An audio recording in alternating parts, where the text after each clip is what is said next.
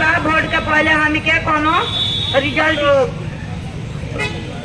Loan नहीं के उठाई था हमी के कल ग्रुप सब मार करेला, महिला लोग मार करेला, साफा तैयार बा लोग, कोनो रोजगार नहीं के हमी के कोनो बिजनेस। लखपति दीदी बनाते मनाते हम मंगवा दीदी बन गए बनी हम दो गो चार गो बच्चा सब तरह सब ना ना सुविधा गुरु बढ़िया महिला लोग के सब सिखा के पढ़ा के 10-10 रुपया गोट करके गरीब आदमी सब हमी के कहल बा सब लोग को पेट काट के 10-10 रुपया जमा कर आगे चल के हम के लोन हो कोनो बिजनेस हमी के हो खाए कमाए के रोजगार हो। तो सीएम लोग के कहल बा उल्टा लोग न लोन करावता लोग न कुछ देता लोग न कुछ। तो हमी के वोट दे के का कर सकीले, हमी के अब सरकार के वोट ना दे, हमी के वोट पूरा भंग बा। तो वोट दे के हमी के का कर सकीले जबकि हमी के पेटे ना भरी। वोट चुनाव कर जाओ ओकरा बाद में हमी के जब आगे वाला समस्या जौन होई तो करम आ चले हमी के यथी ना होई आगे माए के सरकार हमी के कोनो रोजी रोजगार ना होई तो हमी के वोट ना दे सकीले। आना तो रोड जाम कर दें आना तो हमी के कोनो बिजनेस देवो लोग तबे न हमी के पेट भरी। और 10 रुपया वो काट के रख के आप करे तनी सब कि आगे माए कोनो काम के दी लोग तो वो से हमी के कोनो गुजारा नहीं है। तो हमी के कह के का होई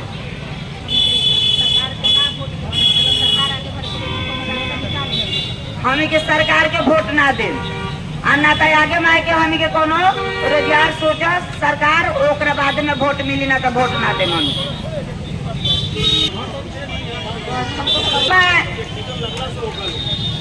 सविता जी से कहती हूँ कि वह अपनी समस्याओं को रखें और अपनी मांगों को रखें। आइए सविता जी। हमारा नाम सविता देवी बाटे। हम समूह में 10 महिला के एक बिटोड़ के 10-10 रुपया जमा करवाइले। ओकरा बाद में हम बैंक से लोन कराइले। लोन कराइला के बाद फिर बैंक में जमा करवाइले समूह से सब निधि से बटोर के। वो में हमनी के 4000 के महीना मिलेला। 4000 के महीना वो कैसे महिला के समूह से इंसेंटिव जमा करवावला पर 4000 के महीना मिलेला। वो में वो समय से ना 2 साल से हमनी के बोर्ड के भंग बने वो से हमनी के महीना नहीं के मिला। हमनी के सब दीदी से के इहे निवेदन बा कि हमनी के बोर्ड के चुनाव जल्दी से जल्दी करवावे के चाहिए ना तो हमनी के पूरा मोतिहारी के रोड जाम करम सा। ओकरा बाद माननीय सरकार से हमनी के प्रार्थना बा कि हमनी के गरीब महिला ये समूह में जुटल बानी सा तो कुछ ना कुछ रोजी रोजगार बेरोजगार बानी सा रोजी रोजगार देवे के कोशिश करी ना तो हमनी के समूह चला के उनकर के वोट दे के हमनी के का करम सा वोट देतानी सा। सब महिला से वोट करवा के शौचालय बनवा तानी सा। ओकरा बाद शराबबंदी करवानी सा। घर घर जाके अपना से गड्ढा खोद के सब काम जीविका के माध्यम से मिले। जीविका के महीना ना मिले, जीविका के समय से बाल बच्चा के रोजगार ना मिले, समय से खाए लग ना मिले, कपड़ा ना मिले। तो हमनी का इस सरकार के मुख्यमंत्री बना के का करम सा लखपति दीदी बनावे चलता नहीं मुख्यमंत्री आज में काम करता ओकरा 10 रुपया तो रोजगारे नहीं के मिलत। तो लखपति दीदी बनत घरे बैठल हमनी का फील्डे फील्डे घरे घरे दौड़त तनी सदा कुछ मिलते नहीं के। वो से बढ़िया अपिदा सरकार से ये हमनी के कहे के बाकी वोट से पहले कुछ ना कुछ हमनी पर विचार करस जीविका दीदी पर ना तो एकरा बाद हमनियों का उल्टा विचार सोचम सा सरकार बदल दम सा सरकार गिरा के छोड़म सा जीविका दीदी है कि हमारी साथी हैं उर्मिला देवी वो आ रही हैं अपनी समस्याओं को अपनी मांगों को जिला सहकारिता पदाधिकारी के समक्ष रख करके अपनी बातों को अपनी समस्याओं को अपनी मांगों को हुकूमत और बिहार तक पहुंचाने का कार्य करेंगे। आइए उर्मिला जी अपनी बात को रखें। हम लोग सीएम के पद पर मने हमने अब 4000 के महीना करते करते 2 साल से हमने 1 रुपया ना मानदेय मिलेगा। जितना काम हो उतना हम सब करा रहल बानी। लखपति दीदी बनाते मनाते हमने मंगवा दीदी बन गए बनी। हम दो गो चार गो बच्चा सब तरह सब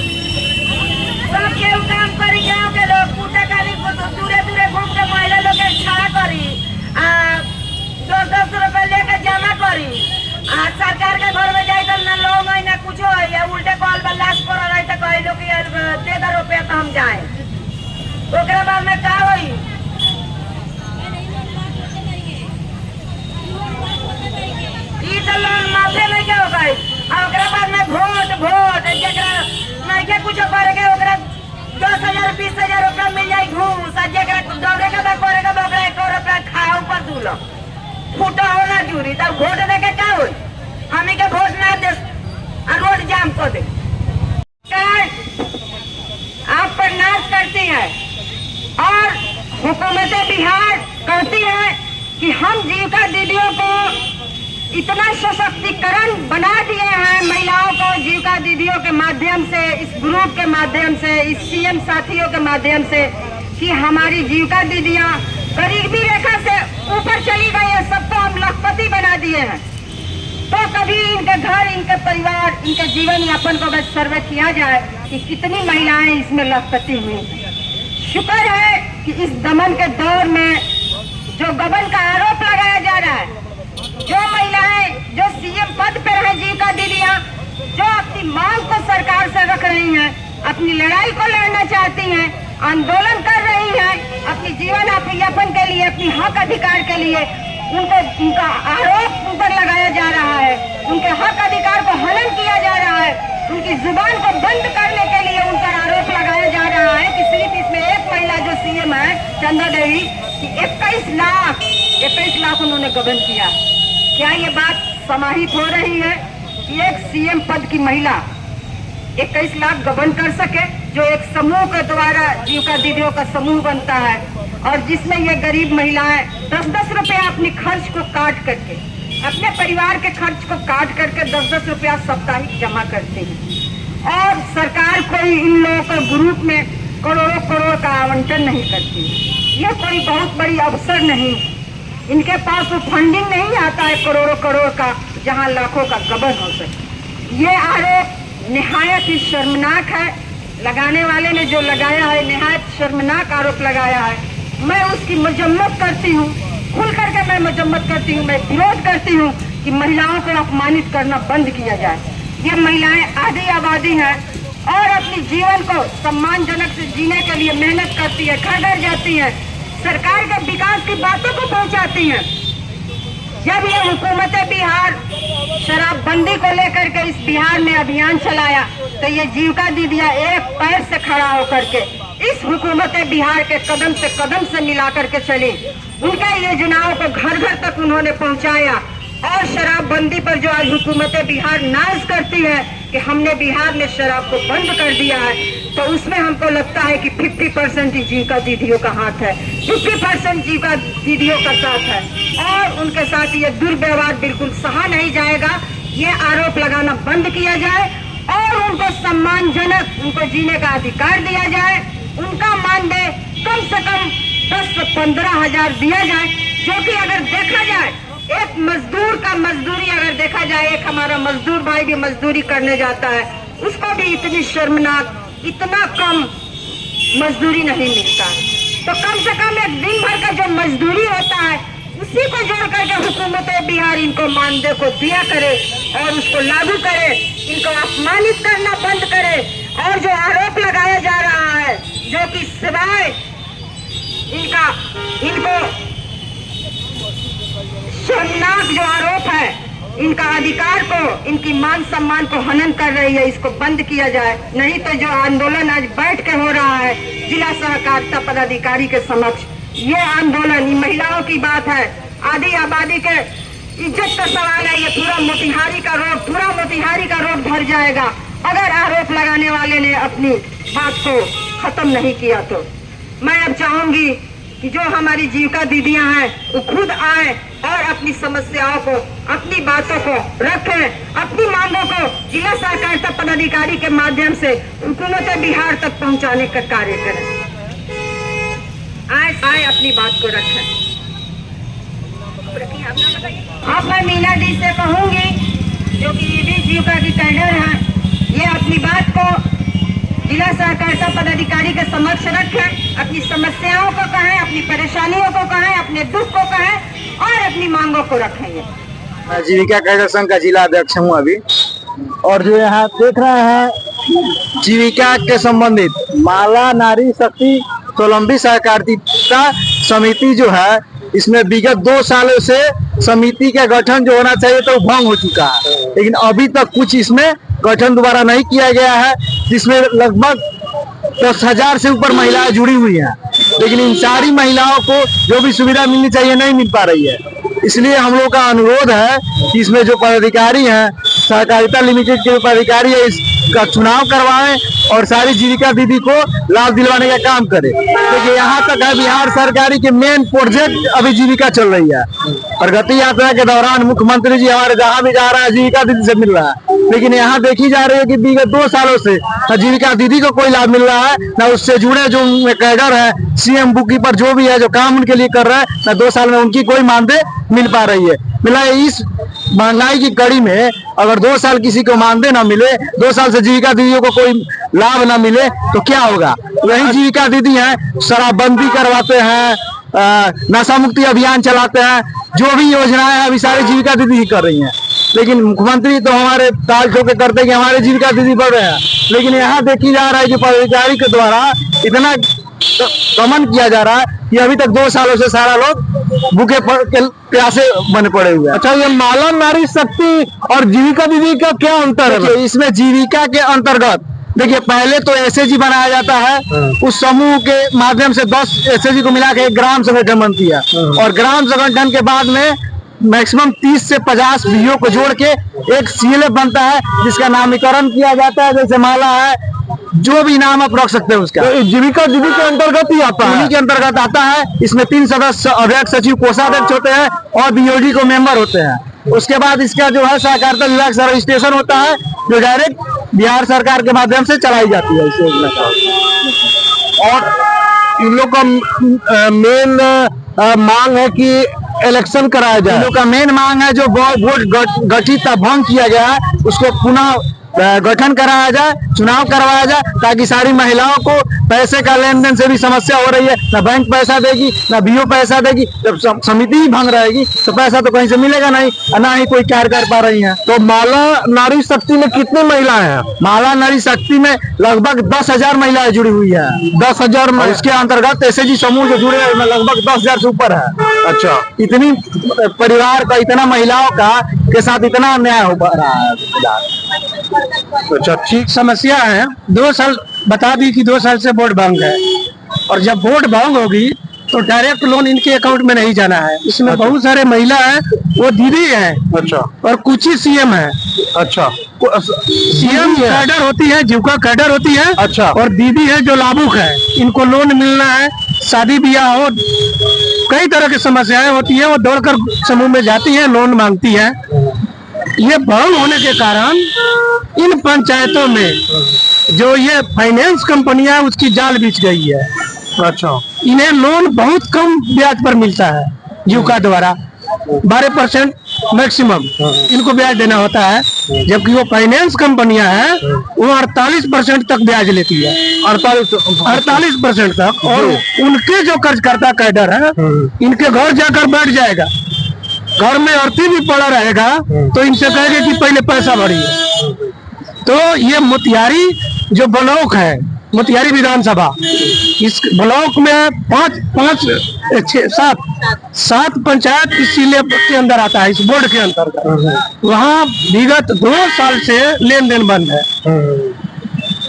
अच्छा, तकरीबन 7,000 के करीब में परिवार प्रभावित है इस बोर्ड के भंग होने के कारण। अच्छा, और ये लगातार चिट्ठी पत्री हो रही है। हम लोगों ने अपने संगठन एकटू के पैड से भी हमने कई बार जिलाधिकारी से लेकर सहकारिता पदाधिकारी तक मिला और चुनाव करवाने के हमने अनुरोध किया। उसके बाद में भी कार्रवाई सुन की स्थिति में है। अंततः महिलाओं ने तय किया कि मैं प्रदर्शन धरना के माध्यम से श्रीमान के समक्ष बातें कर रखूं कि अविलंब चुनाव करवाएं। नहीं चुनाव होने के कारण जो बर्खास्त हैं वो लोग इनको दमन कर रहे हैं, मुकदमे में फंसा देंगे। अब एक समूह में 10 महिलाएं होंगी, उसमें 3 प्रबंध करनी होती है, सचिव, अध्यक्ष, उन पर मुकदमा कराने की धमकी आ रहा है। इसीलिए ये धरना अविलंब, मुख्य काम है कि अविलंब चुनाव हो। जो बैंक कमेटी है तभी भी लोन मिलेगा, मानदेय मिलेगा। 2 साल में आप समझ लीजिए, ये दीदी की 4,000 रुपया मानदेय है और 2 साल से नहीं मिल रहा है।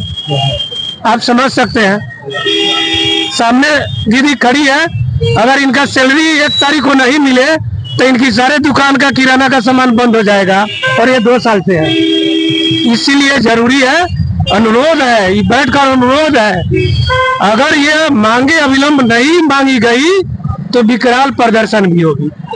और पूरे जिला का भी, तो ये कुछ ही पंचायत के लोग हैं, इनके समर्थन में पूरे जिले के लोग उतरेंगे, यही हमारी डिमांड है। कितने संख्या में है इस जिले में तो लाखों की संख्या में दीदी है। दीदी लाखों तो सबका मानदेय रुका हुआ है। जहाँ हाँ, लगभग जहाँ ये बोर्ड भंग है वहाँ मानदेय रुका हुआ है। अच्छा, जहाँ बोर्ड भंग है। जी जी। और ये चुनाव करवाना डीसीओ बीसीओ का काम है, करवा नहीं रहे हैं। कोऑपरेटिव से जुड़ा, सहकारी का मतलब कोऑपरेटिव, आप तो जानते ही कोऑपरेटिव। लाखों दीदी इसमें है जी, इस जिला में। अच्छा, और कोई कुछ बोलना चाहेंगे? हम लोग का भी महीना नाम बताते हुए, अपना परिचय बताते हुए बताइए। सब दीदी और भैया का मेरा नमस्कार। मेरा नाम संजू देवी हुआ, मैं कटान पंचायत से हूँ, और हम लोग का भी महीना रुका हुआ है। हम लोग का भी महीना चाहिए, और बोर्ड का चुनाव जल्दी से जल्दी कीजिए।